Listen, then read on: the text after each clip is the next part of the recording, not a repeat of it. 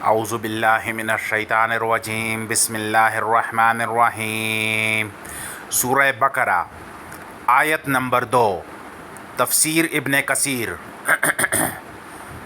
ذالک الکتاب لا ریب فیہ ھدی للمتقین۔ تحقیقات کتاب سیدنا ابن عباس رضی اللہ عنہما فرماتے ہیں، یہاں ذالک معنی ہے حاذا کے ہیں، یہاں ذالک معنی میں حاذا کے ہیں۔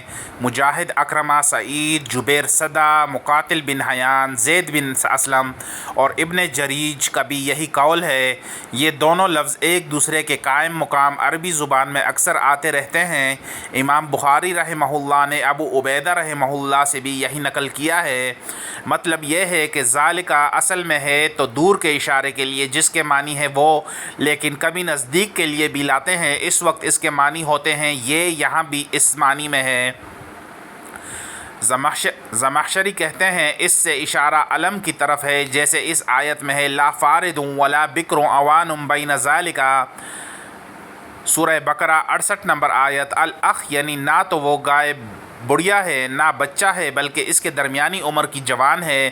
دوسری جگہ فرمایا ذالکم حکم اللہ یحکم بینکم واللہ علیم حکیم۔ سورہ ممتحنہ کی 10ویں آیت ہے۔ الاخ یعنی یہی ہے اللہ کا حکم جو تمہارے درمیان حکم کرتا ہے۔ اور جگہ فرمایا ذالکم اللہ۔ سورہ انعام کی 102 نمبر آیت ہے۔ یہی ہے اللہ تعالیٰ اور اس کی مثال اور مواقع پہلے گزر چکے، واللہ عالم۔ بعض مفسرین نے کہا ہے کہ یہ اشارہ قرآن کریم کی طرف ہے جس کے اتارنے کا وعدہ رسول اللہ صلی اللہ علیہ وآلہ وسلم سے ہوا تھا۔ بعض نے تورات کی طرف، کسی نے انجیل کی طرف بھی اشارہ بتایا ہے، اور اسی طرح کے 10 قول ہیں، لیکن ان کو اکثر مفسرین نے ضعیف کہا ہے، واللہ عالم۔ صفحہ نمبر 83۔ کتاب سے مراد قرآن کریم ہے۔ جن لوگوں نے کہا ہے کہ آیت ذالک الکتابوں کا اشارہ تورات اور انجیل کی طرف ہے، انہوں نے انتہائی بھول بلیوں کا راستہ اختیار کیا، بڑی تکلیف اٹھائی اور خواہ مخواہ بلا وجہ وہ بات کہیں جس کا انہیں علم نہیں۔ ریب کے معنی ہے شک و شبہ۔ سیدنا ابن عباس، سیدنا ابن مسعود اور کئی ایک صحابہ رضی اللہ عنہ اجمعین سے یہی معنی مروی ہیں۔ تفسیر ابن جریر الطبری 228 جلد 1۔ سیدنا ابو درداء، سیدنا ابن عباس رضی اللہ عنہم، مجاہد، سعید بن جبیر، ابو مالک، نافع جو سیدنا ابن عمر رضی اللہ عنہما کے مولا ہیں، عطا، ابو العالیہ، ربیع بن انس، مقاتل بن حیان، صدہ، قتادہ، اسماعیل بن ابو خالد سے بھی یہی مروی ہے۔ ابن ابی حاتم فرماتے ہیں مفسرین میں اس میں اختلاف نہیں۔ تفسیر ابن ابی حاتم 31 جلد 1۔ ریب کا لفظ عرب شاعروں کے شعروں میں تہمت کے معنی میں بھی آیا ہے اور حاجت کے معنی میں بھی اس کا استعمال ہوا ہے۔ اس جملے کے معنی یہ ہوئے کہ اس قرآن کو اللہ کی طرف سے نازل شدہ ہونے میں کچھ شک نہیں، جیسے سورہ سجدہ میں ہے الف لام میم تنزیل الکتاب لا ریب فیہ من رب العالمین، یعنی بے شک یہ قرآن کریم تمام جہانوں کے پالنے والے اللہ کی طرف سے ہے، یعنی اس میں شک نہ کرو۔ بعض قاری لا ریب پر وقف کرتے ہیں اور فیہ من رب العالمین کو الگ جملہ پڑھتے ہیں، لیکن لا ریب فیہ پر ٹھہرنا بہت بہتر ہے، کیونکہ یہی مضمون اسی طرح سورہ سجدہ کی آیت میں موجود ہے اور اس میں بنسبت فیہ ہدا کی زیادہ مبالغہ ہے۔ ہدا نحوی اعتبار سے صفت ہو کر مرفوع ہو سکتا ہے اور حال کی بنا پر منصوب بھی ہو سکتا ہے۔ اس جگہ ہدایت کو متقیوں کے ساتھ مخصوص کیا گیا، جیسے دوسری جگہ فرمایا قل ھو للذین آمنوا ھدی وشفاء والذین لا یؤمنون فی آذانہم وقر وہو علیہم عمی اولئک ینادون من مکان بعید۔ سورہ فصلت کی آیت نمبر 44۔ الاخ یعنی یہ قرآن ہدایت اور شفا ہے ایمان والوں کے لیے، اور بے ایمانوں کے کان بوجھل ہیں اور آنکھیں اندھی ہیں، یہ بہت دور کی جگہ سے پکارے جاتے ہیں۔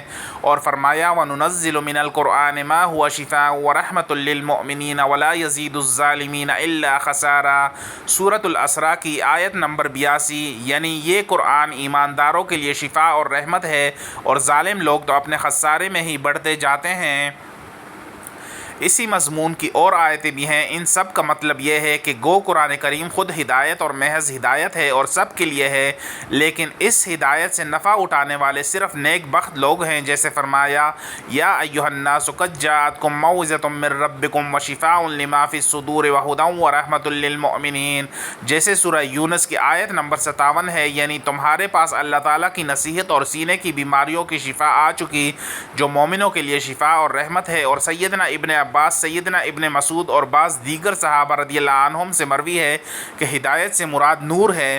صفحہ نمبر 84 متقین کی تعریف۔ سیدنا ابن عباس رضی اللہ عنہما فرماتے ہیں متقی وہ ہیں جو ایمان لا کر شرک سے دور رہ کر اللہ تعالیٰ کے احکام بجا لائیں۔ ایک اور روایت میں ہے متقی وہ لوگ ہیں جو اللہ تعالیٰ کے عذابوں سے ڈر کر ہدایت کو نہیں چھوڑتے اور اس کی رحمت کی امید رکھ کر اس کی طرف سے جو نازل ہوا اسے سچا جانتے ہیں۔ حسن بصری رحمہ اللہ فرماتے ہیں متقی وہ ہے جو حرام سے بچے اور فرائض بجا لائے۔ اعمش ابو بکر بن عیاش سے سوال کرتے ہیں متقی کون ہے؟ آپ یہی جواب دیتے ہیں۔ پھر میں نے کہا ذرا قلبی سے بھی تو دریافت کر لو۔ وہ کہتے ہیں متقی وہ ہیں جو کبیرہ گناہوں سے بچے۔ اس پر دونوں کا اتفاق ہوتا ہے۔ قتادہ رحمہ اللہ فرماتے ہیں متقی وہ ہے جس کا وصف اللہ تعالیٰ نے خود اس آیت کے بعد بیان فرمایا کہ الذین یؤمنون بالغیب ویقیمون الصلاۃ ومما رزقناہم ینفقون، سورہ بقرہ کی آیت نمبر 3۔ امام ابن جریر رحمہ اللہ فرماتے ہیں کہ یہ سب اوصاف متقیوں میں جمع ہوتے ہیں۔ ترمذی اور ابن ماجہ کی حدیث میں ہے کہ رسول اللہ صلی اللہ علیہ وآلہ وسلم فرماتے ہیں بندہ حقیقی متقی نہیں ہو سکتا جب تک کہ ان چیزوں کو نہ چھوڑ دے جن میں حرج نہیں، اس خوف سے کہ کہیں وہ حرج میں گرفتار نہ ہو جائے۔ سنن ترمذی 2451۔ قال الشیخ البانی ضعیف، امام ترمذی اسے حسن غریب کہتے ہیں۔ ابن ابی حاتم میں ہے سیدنا معاذ رضی اللہ عنہ فرماتے ہیں جبکہ لوگ ایک میدان میں قیامت کے دن روک لیے جائیں گے، اس وقت ایک پکارنے والا پکارے گا کہ متقی کہاں ہیں؟ اس آواز پر وہ کھڑے ہوں گے اور اللہ تعالیٰ اپنے بازو میں لے لے گا اور بے حجاب انہیں اپنے دیدار سے مشرف فرمائے گا۔ ابو عفیف نے پوچھا متقی کون لوگ ہیں؟ آپ نے فرمایا جو لوگ شرک اور بت پرستی سے بچیں اور اللہ کی خالص عبادت کریں وہ اسی عزت کے ساتھ جنت میں پہنچائے جائیں گے۔ صفحہ نمبر 85۔ ہدایت کی وضاحت۔ ہدایت کے معنی کبھی تو دل میں ایمان پیوست ہو جانے کے آتے ہیں، ایسی ہدایت پر تو سوائے اللہ جل وعلا کی مہربانی کے کوئی قدرت نہیں رکھتا۔ فرمان ہے انک لا تہدی من احببت، سورۃ القصص کی آیت نمبر 55، یعنی اے نبی جسے تو چاہے ہدایت نہیں دے سکتا۔ فرماتا ہے لیس علیک ھداھم، سورہ بقرہ کی آیت نمبر 272، یعنی تجھ پر ان کی ہدایت لازم نہیں۔ فرماتا ہے من یضلل اللہ فلا ہادی لہ، سورہ اعراف کی 186 نمبر آیت، یعنی جسے اللہ گمراہ کرے اسے کوئی ہدایت پر لانے والا نہیں۔ فرمایا من یہد اللہ فہو المہتد ومن یضلل فلن تجد لہ ولیا مرشدا، سورہ کہف کی آیت نمبر 17، یعنی جسے اللہ ہدایت دے وہی ہدایت والا ہے اور جسے وہ گمراہ کرے تم ہرگز نہ اس کا کوئی ولی پاؤ گے نہ مرشد۔ اس قسم کی اور آیتیں بھی ہیں۔ اور ہدایت کے معنی کبھی حق کے اور حق کو واضح کر دینے کے اور حق پر دلالت کرنے اور حق کی طرف راہ دکھانے کے بھی آتے ہیں۔ اللہ تعالیٰ فرماتا ہے وَإِنَّكَ لَتَهْدِي إِلَىٰ صِرَاطٍ مُسْتَقِيمٍ، سورہ شورى 52 نمبر آیت، یعنی تو یقیناً سیدھی راہ کی رہبری کرتا ہے۔ اور فرمایا إِنَّمَا أَنْتَ مُنذِرٌ وَلِكُلِّ قَوْمٍ هَادٍ، سورہ رات کی آیت نمبر 7، یعنی تو صرف ڈرانے والا ہے اور ہر قوم کے لیے کوئی ہادی ہے۔